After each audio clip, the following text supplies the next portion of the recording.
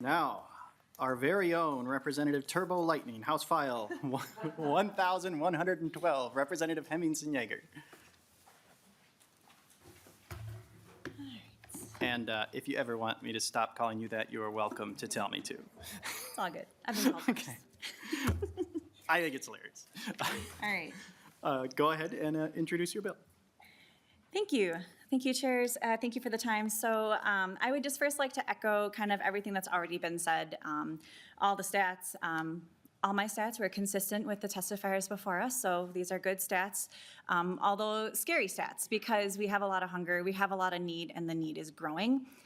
On a personal note, I actually fear that it's going to get even worse.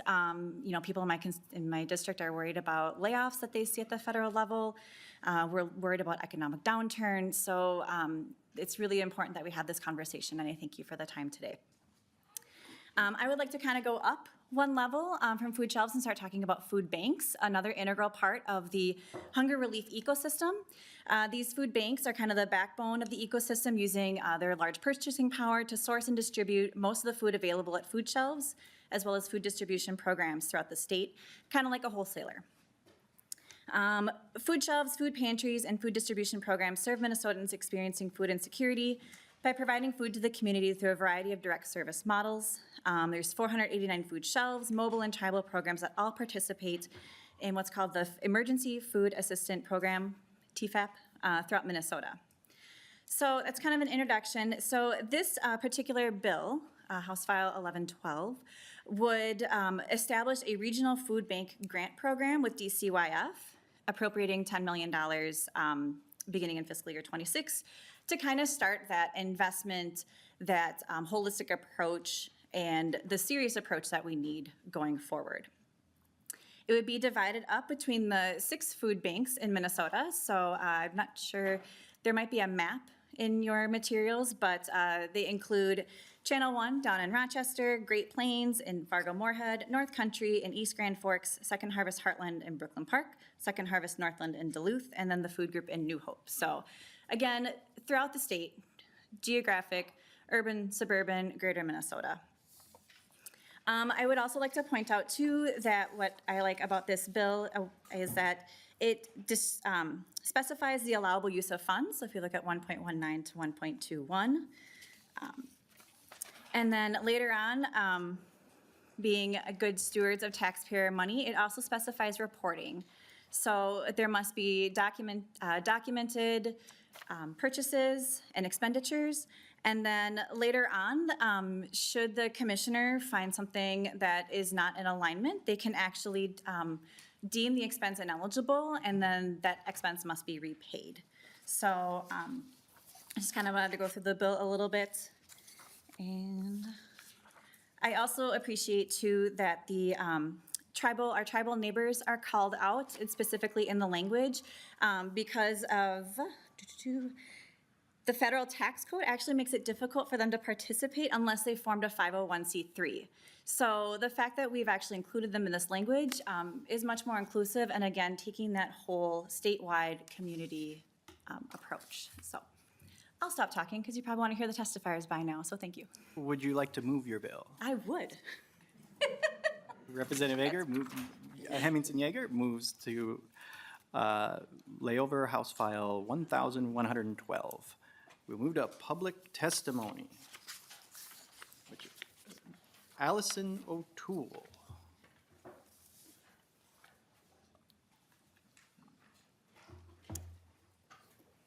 Please introduce yourself for the record and begin your testimony.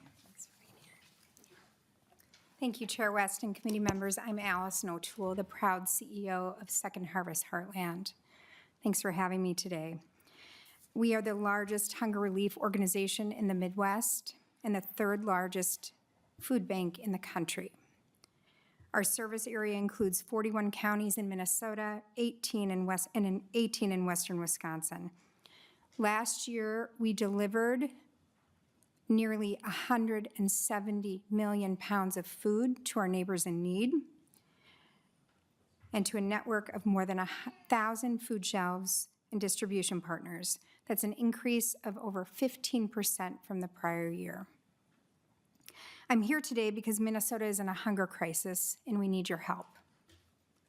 Our recent statewide hunger study found that 1 in 5 Minnesota households are food insecure, and 30% of our state is uncertain they'll be able to afford groceries in the next year. Additionally, Minnesotans visited food shelves 9 million times in 2024, a near doubling over the last 2 years. This growth is unsustainable. The root causes of this rise in hunger go beyond access to food. Simply stated, people can't afford their lives right now with rising costs in housing, childcare, energy, and more. Minnesota is fortunate to have a strong statewide hunger relief network.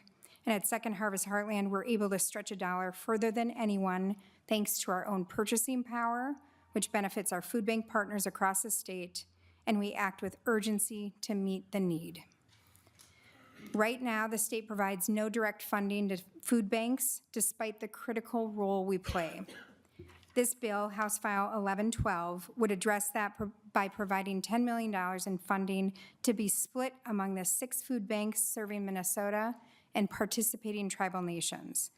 Funding which would be used exclusively for sourcing and distribution of food.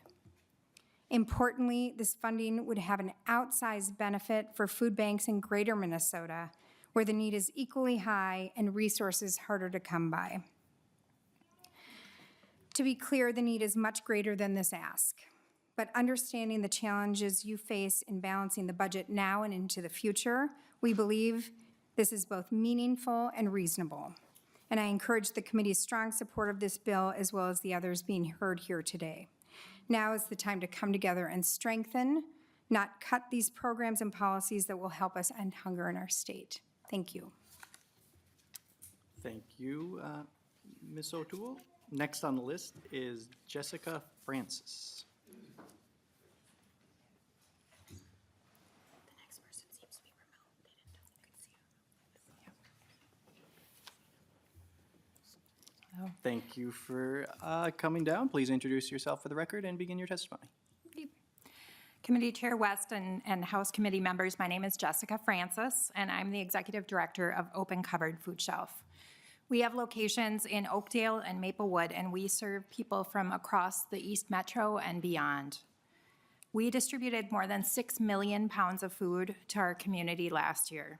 About 2.2 million pounds of that food was food that we rescued directly from retailers. But the majority of the remaining pounds of food came from Second Harvest Heartland. I'm proud to be here alongside Representative Hemmingson-Yager in support of the regional food bank grants. Food shelves like ours are strained, as you've been hearing throughout the hearing, and trying hard to meet our community's needs while also keeping our own expenses on track. And we're committed to making sure that the food that we're providing to our shoppers is the items that they tell us that they need most. So that's things like milk and meat and fresh produce and other essentials.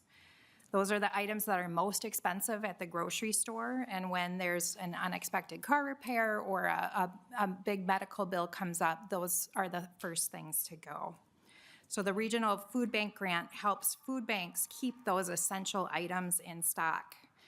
We have a volunteer named Sue who orders all of the food for our food shelf. That's 6 million pounds. She's got it all in her head, and she's ordering all of that food.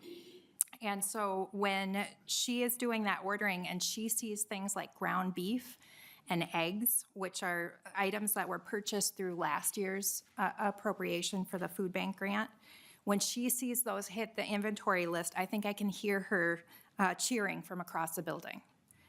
It makes a huge difference for us, and we hear from shoppers what a difference it makes for them. One of our recent shoppers, Annabelle, recently shared this with us. She said, "It's so nice that there's produce and fresh salads and fruit. There was a day that I cried because there were eggs, which I had been wanting for so long and I couldn't afford. The impact that the food has made on me is immense." So I just want to say thank you for the funding that was approved for last year to support these food bank grants. The new funding that's requested in this bill is just essential for food shelves in our effort to keep meeting the increasing need. So thank you so much for your consideration.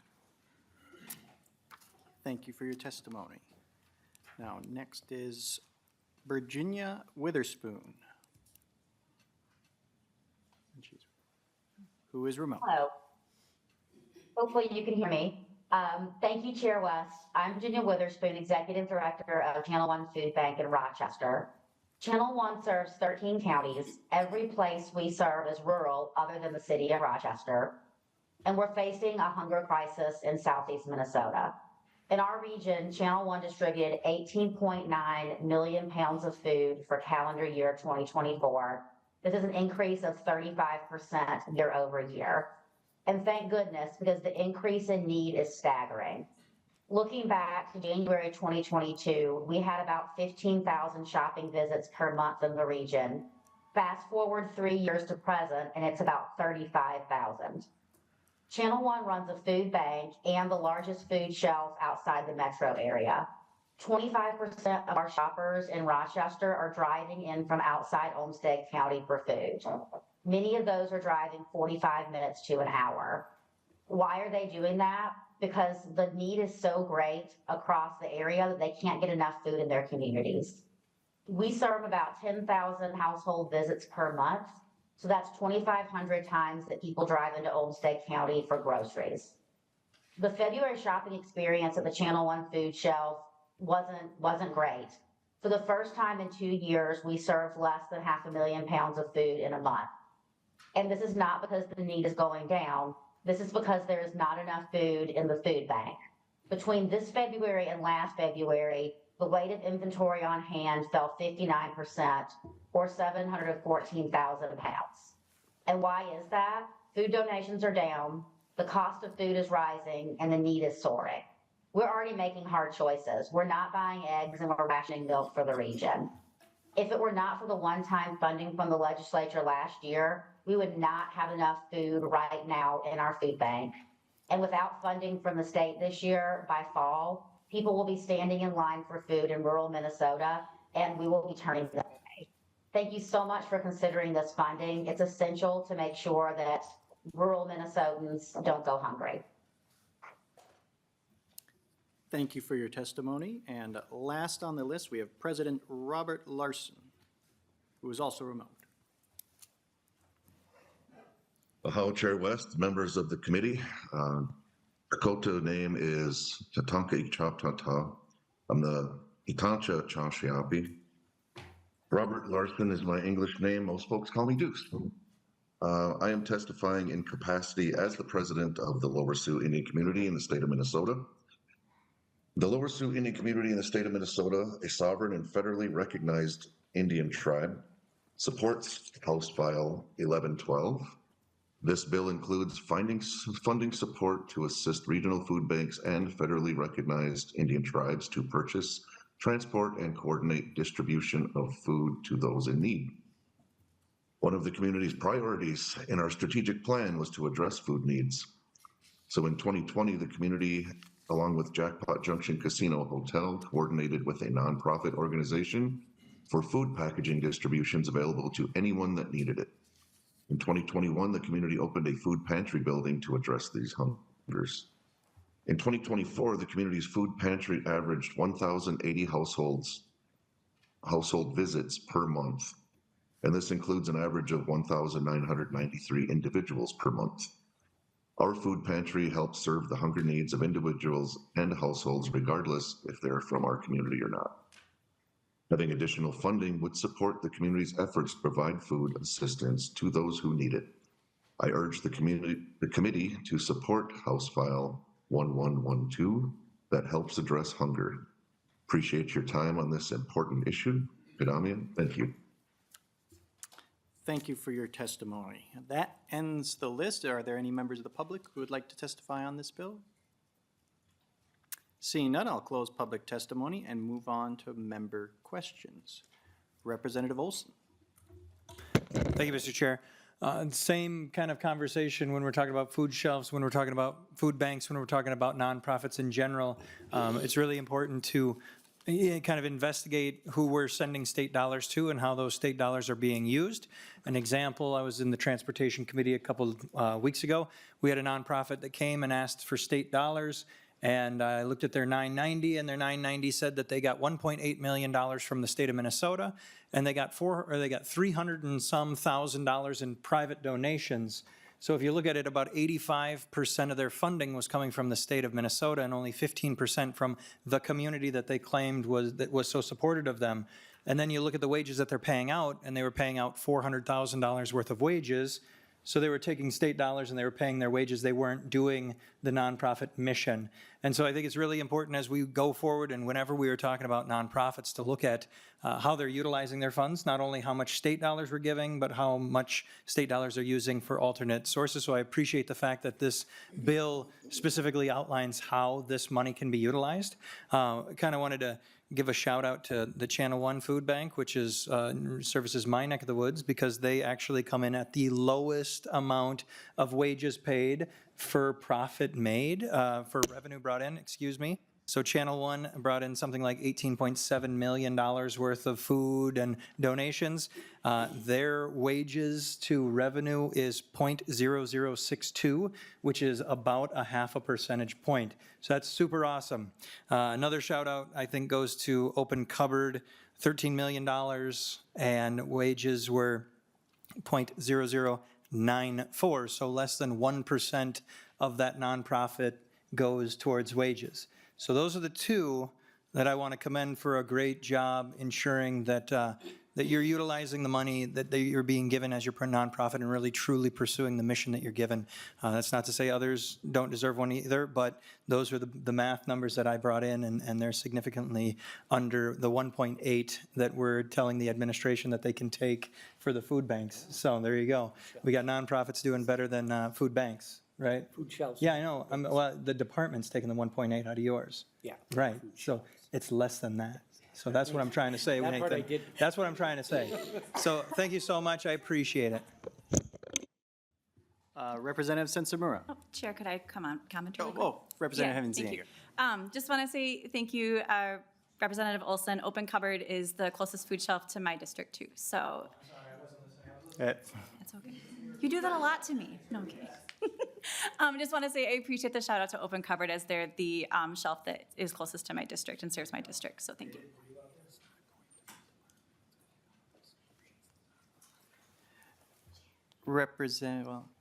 With clarification, yeah. Mr. Berg, we got a clarification here. Mr. Chair, I'd just like to correct something that was just said. The 1.8 is not going to the department, it's going to Hunger Solutions. Which is Representative Olson. Yes. Well, that's good too. All right, Representative Henzinger, Thank you. Representative Sensimura. Thank you, Mr. Chair, and thank you, Representative Olson. Just want to comment a little about that. I think I agree with you. We should be really thinking about how we're giving money to nonprofits, what the salaries are. I think we should all look at that, and that's all public information, so that there are things that we can look at. I do think, though, I guess I just have a little bit of an issue with, like, we want to give money to the organization that pays the lowest wages. I think that that's like one piece of a picture. I don't think that's the whole piece, right? Let's say that it's an organization that does, you know, food relief, but also provides wraparound services. I would assume that that organization spends more on wages because those employees are giving out services. Some organizations that are just doing food shelves, maybe we want to look to lower wages, but I just think it's one piece of the picture, and I think it's a little bit incomplete. If we really want to talk about how do we want to direct the department to give out, you know, funding to the best nonprofits, I just think there might be multiple factors to look at than just what are wages. I think that's one piece of the puzzle. And for example, I would much rather give to an organization that is spreading out wages throughout many workers, maybe than, you know, putting it into one worker. So those are some of the things that I would be thinking about. Thank you. Representative Olson. Perfect, thank you. I'd like to respond. I think that we're on very similar lines. We're just maybe not crossing perfectly. My comment was towards the percentages, which I find like efficiency-wise. So I wouldn't care if you paid your, if someone got paid $1 million, if they were bringing in hundreds of millions of dollars worth of benefit, the percentage would be down. The efficiency of that nonprofit is what I'm looking for, not necessarily trying to call someone out for making hundreds and hundreds and hundreds of thousands of dollars. I want to see the most bang for our buck, which in my mind is the efficiency of the program, the percentages of revenue versus expenses that include wages. Like, I want to see the good.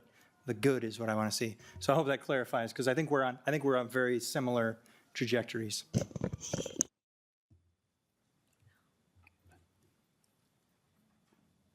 Representative McDonald. Mr. Chair, I have a question for actually Ms. O'Toole, I believe. She could. So as you approach the testifying table, just a question regarding the Emergency Food Assistance Program, and I see that it's a 100% federal program, and we received money from the federal government. And I was just wondering, what, do you have a number on that? Ms. O'Toole. Yes, thank you, Mr. Chair and Representative McDonald. Are you talking about the TFAP program? Correct. So I will circle back because I don't want to misstate numbers. I don't have the specific numbers there. We do receive about, and the entire network probably receives, we receive less than 10% of our budget in federal funding. And so if you want a breakdown of that, I'm happy to follow up with the committee on that. I don't have that right now.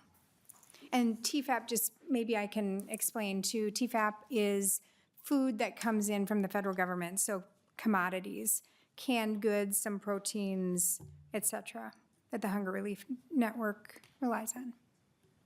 Representative McDonald. Mr. Chair, yes, the good news is it's American-grown USDA food for sure that comes in, and probably comes in through the grocery stores, I would recall in our communities. No, that would be important numbers, I think, to look at, because in that funding also is supposed to be administration, storage, and distribution of the food, and that goes to our local agencies. So there's a portion of that money that goes and purchases the food for the food shelves, and then a portion for administration, storage, and distribution locally to our food shelves. So I think that'd be an important thing to recall and for us to know as we decide on these important bills. Last Friday, myself and Senator Anderson and the Wright County Commissioners were out at Cub Foods, and now this is my 15th year to doing a food shelf drive. We have 90 seconds to fill as many grocery carts and put in, and unfortunately, the Commissioners of Wright County won. They beat us in weight and in the dollar amounts, but we did raise over $11,000 worth of food and donations to the food shelves of Buffalo, Delano, my hometown, and then the Wright County Food Shelf Program. And then the Wright County Dairy Association donated $3,000, $1,500 to Delano's Food Shelf and to Buffalo, and it was orchestrated through the Farm Bureau. So they're doing great work out there. But one thing they did share, and I don't know if anyone that you can answer this, Ms. O'Toole or someone else, but through the TFAB program, the volunteers at the food shelf shared with us that folks are coming out from as far as Mankato, Roseville, Plymouth, Minneapolis, and they're coming to Montrose, to Buffalo, to Delano, and loading up vanfuls of food. If you're a part of the TFAB program, you can't deny someone's hunger, which makes sense. But at the same token, we got volunteers in Wright County, and I'm sure you all have volunteers at your own food shelves, that food really should go to feeding the hungry in our districts. When we work and donate our money to help our local food shelf, I don't want people coming in from other cities who have their own food shelves coming in and taking food away from the people in our county. So I don't know what can be done about it, or if it was just a fabrication. I can't believe it was. I'm sure it is, because I've heard it numerous times. But can anyone address that, Ms. O'Toole? Can you address it, or is there someone from our staff that could address that issue? I would imagine people are concerned about that. Maybe you're not. I certainly am in Wright County. That we make sure that the hard work of the volunteers and the money and the food that we do helps first those in our county, and those who are in other counties. If they can't, their counties can't help them, then we'd be happy to. But under TFAP, if you're a part of that program, which you get federal funds, then you cannot turn down anyone hungry. Sounds good on the surface, but because there's a limited amount of food, sometimes we're turning down people in our own hometowns and our districts, and that's not good. Yeah. Thank you, Mr. Chair and Representative McDonald. We do not administer that program, so I defer to the Department of Children, Youth, and Families on that, if there's anyone here. And we have somebody approaching. Thank you, Ms. Toole. Please introduce yourself for the record and proceed. Thank you, Mr. Chair. Members of the committee, for the record, Nick Dem with DCYF. Representative McDonald, you are correct in terms of what the TFAP program regulations say. food shelves are not allowed to turn people away. They're not allowed to ask for IDs, where they live. They have to serve anyone who is in need and shows their need when they show up at the food shelf. So that is how the federal TFAP regulations currently operate. Representative McDonald. Yeah, thank you. Yeah, on the surface, that's good. We don't want to turn away people that are hungry, but according to the TFAP and the USDA website, you have to be eligible. And eligibility status has to take into, if they want to be part of the program and receive federal funding, we do have to follow some of the rules that they have with the monies that they send to our districts. Wouldn't you agree? Mr. Dim. Mr. Chair, Representative, that's correct. Folks who are served by TFAP do need to meet the eligibility requirements, so they do have to self-report their income. They have to be below 300% of the federal poverty guidelines. Representative McDonald. Correct. Yes, but there's the glitch in that program that you can't turn down people. You can't check their IDs and their eligibility status. I just think, and maybe I'm on an island by myself, but I think that we as our own districts would want to protect those constituents and loved ones who are in our district to make sure they get fed and opportunities to get the groceries they need before someone in a different county. Furthermore, there's suggestion that perhaps some of this food is being sold when they leave town.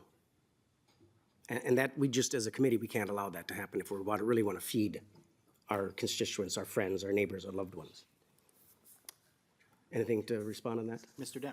Mr. Chair, Representative, I certainly appreciate your concerns, and obviously we want to make sure that the folks who are in their communities are being served by the resources in those communities. I would also say we have to follow the federal guidelines. That's a requirement, so there's not a lot that we can do in terms of following the TFAP regulations and what they say about equal access at food shelves. Representative McDonald. Lastly, Mr. Chair, thank you. Well, offline perhaps, if we wanted to get together and talk about this, if it's an issue, if other members think it's important, we certainly can maybe look at something we can do to save our own food shelves in our districts. Representative Hemmington-Yager. Yeah, just kind of as I'm thinking about that, thank you, Chair.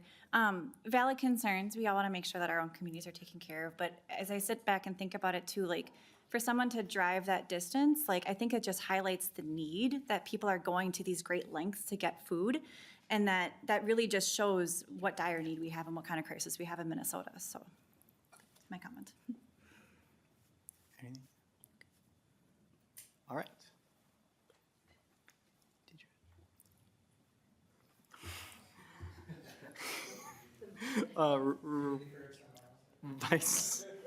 Mr. Berg.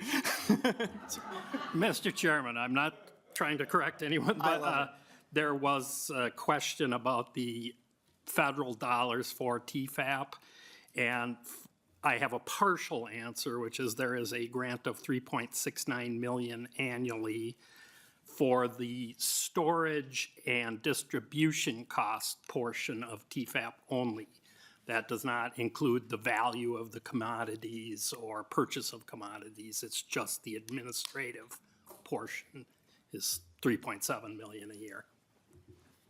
Thank you, Mr. Berg. Mr. Chair? And thank you for always being proactive. Like, more information is good, I think, so appreciate it.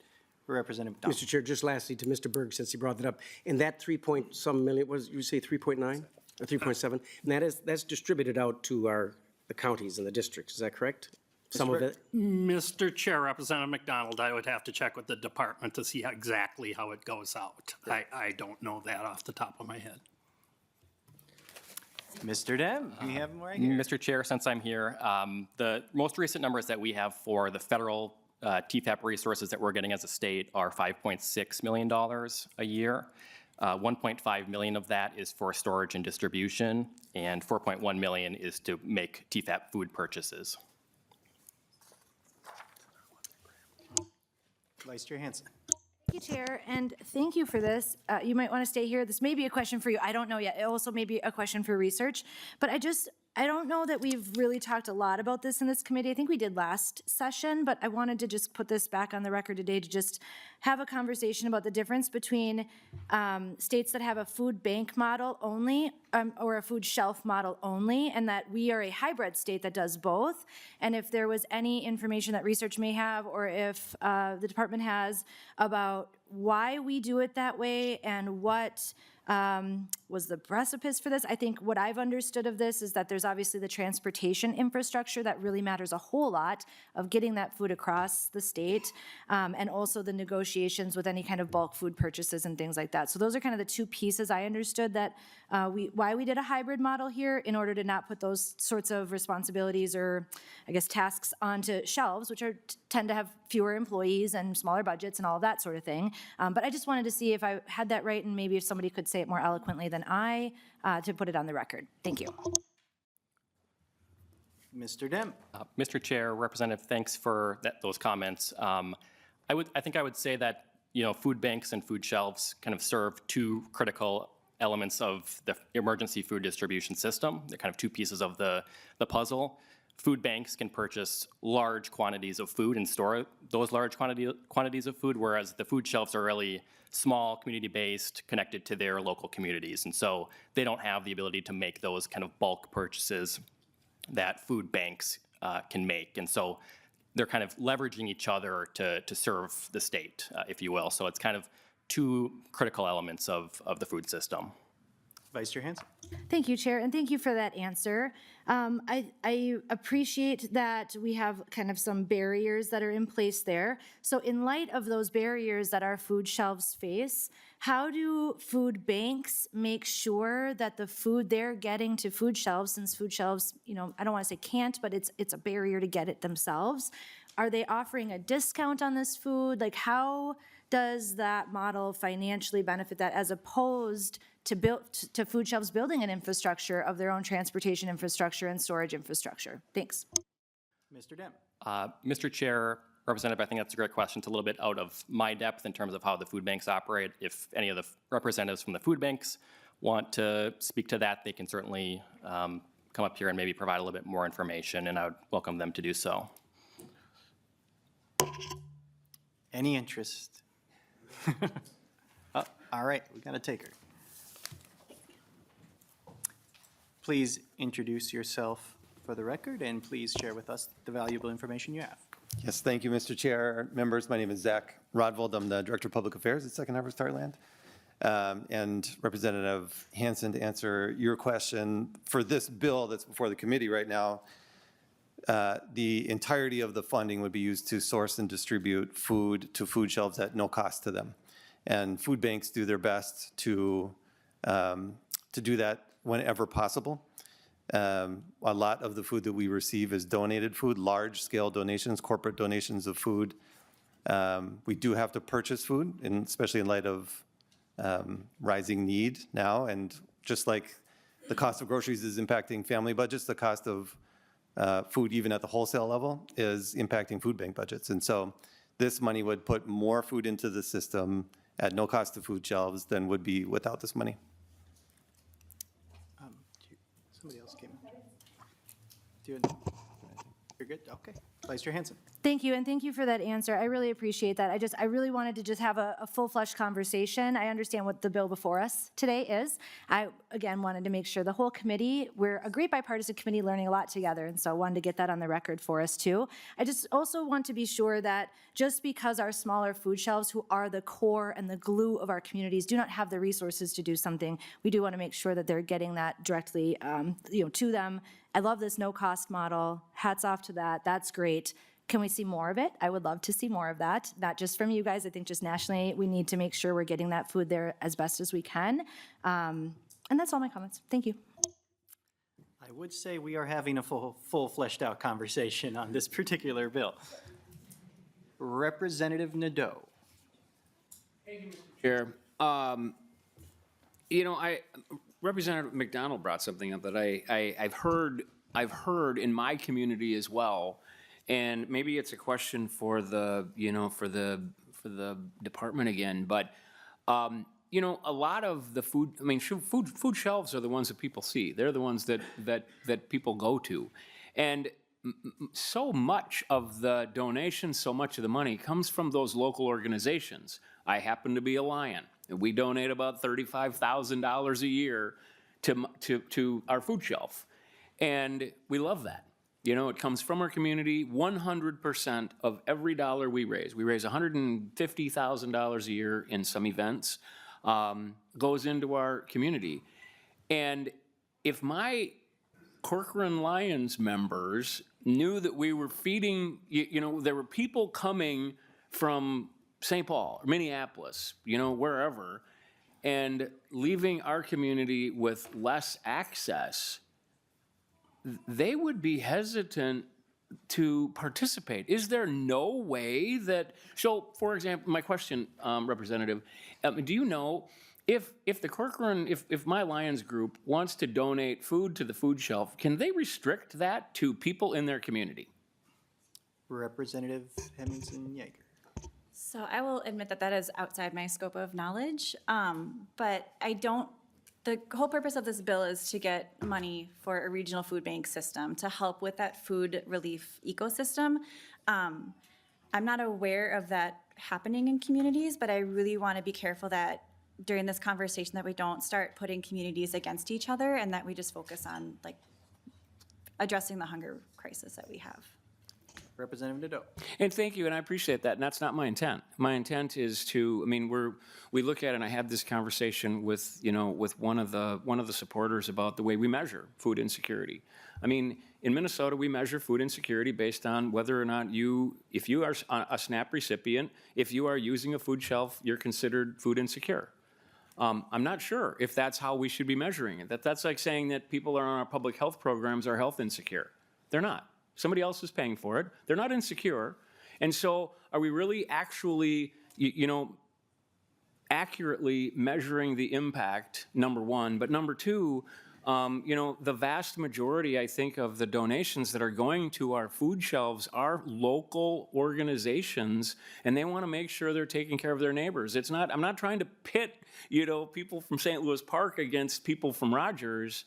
I get it, there's this holistic thing, and I appreciate your approach, but if there's, you know, this would just predominantly serve higher densely populated areas rather than, you know, letting communities take care of the people in their community. And I'm learning a little bit how this works. It's very confusing to me. I appreciate it. I do think that there should be the ability for local communities to take care of the people that live in their community, and without losing that. And if your bill theoretically is trying to fill that hole, I'm not sure, but anyway, thank you, Mr. Chair. Representative Hemmingson Yeager. Yeah, so just kind of a reminder too that our food bank system, there's, you know, 6 spread throughout the state. So they're, you know, they're out in Fargo-Moorhead, they're down in Rochester, they're not, you know, there are some in, you know, suburbs of the cities too. But it's not just, we're not just talking about higher density areas. Oh, I lost my thought. Okay.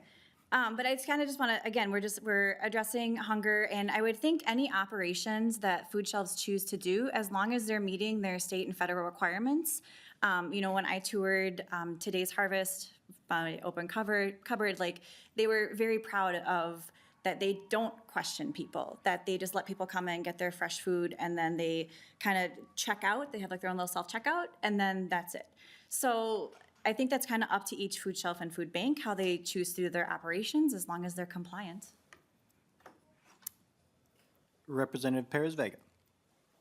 Thank you, Mr. Chair. Mr. Chair, can you pass some of those high chews down this way? Can you? That way. And that's not just my only question here, but yeah, whichever ones is accessible to a type 1 diabetic that is in need of some sugar, not in an emergency, but needs it. Okay. Happy to. Representative Hemmingson Yeager, thank you for addressing this, bringing this up to the table. The same way that I just asked our chair if I could get some accessibility to food that I can eat, should be the same response as what we're doing for whether you're in greater Minnesota who I do have a lot of greater Minnesotans in my district here all the time, lined up around the building just across from the Capitol complex when we think about the Dorothy Day Center. No one's asking them whether, there is a lot of questions, but if there's a food bank and there's people making food, it's just as accessible for those volunteers, for those that work for the organizations, for those folks that are my constituents that go there to attempt to keep their jobs, because the outreach funding is difficult, and we brought that to attention with the SNAP. There's no hesitation. They don't look at your district. They don't look at what town you live in.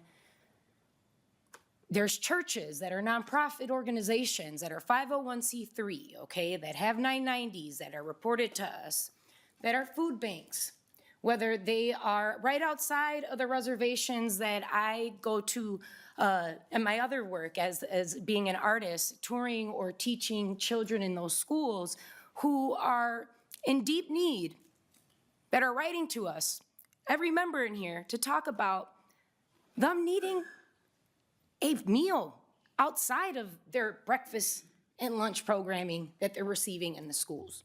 So I want to thank you, because accessibility to food isn't just a matter for my district, it's a large matter in my district. I mean, whether you're just across here at Dorothy Day or the neighborhood house in the West Side community where I volunteer at, and you see the programs of Second Harvest, you see organizations like Open Arms that are getting these meals all the way up north to the International Falls or down to Faribault, Fairmount, Rochester. It's about making sure that our Minnesotans are healthy. And if it's about a status or they need this documentation, we should be figuring out how to have accessibility just like the churches do, just like the worship places do, because it's providing a response as to somebody who just handed this over to me right now. Thank you. I'm going to enjoy this haichu, and thank you, Representative, for bringing this subject to matter, because if they need the haichu up in the reservations, if they need the haichus in Hibbing, Minnesota, they need the haichus in Rochester, they need a little bit more comfort, like a soulful meal that they can have around their families, because that's the motion of what makes a good Minnesotan, is that we're providing that type of labor, and it costs money, but I heard a no cost, right, Representative Hansen, on what was presented here, and I think that should give us, as with nonpartisan, bipartisan values, that we should accept that and see how we can get more of those no costs, but give food to our families. No further. Thank you. I generally discourage the use of props, but haichus are always welcome to be props. Chair, with all due respect, Representative Perez.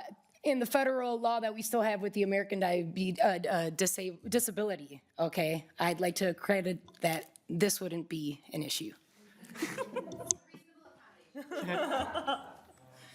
If it's haichu related, I'm happy. All right, Representative Hemmingson Yeager, we have reached the end. Okay. Would you like to close out the bill? Well, thanks again. I really appreciate this robust conversation. One thing I am not turbo lightning about is making sure that we hash through things thoroughly and fully to make sure that this is the most comprehensive, best bill we can make it. So I want to thank you for your time and your comments. Again, this is about a regional food bank grant program. These food banks do an amazing job coordinating, collaborating. When I think about these small food shelves, so I grew up in Wabasha, Minnesota, and it's a small town, 2,500. And just to be able to have some sort of like technical assistance or infrastructure assistance that these food banks can kind of help these smaller food shelves with, I think is kind of an extra service that they do besides the distribution and the transportation. So I don't think anything more needs to be said, but I would greatly appreciate your support and look forward to having it laid over. Thank you. Representative Hemmingson Yeager renews her motion that House File 1112 be laid over for possible inclusion in a later omnibus bill.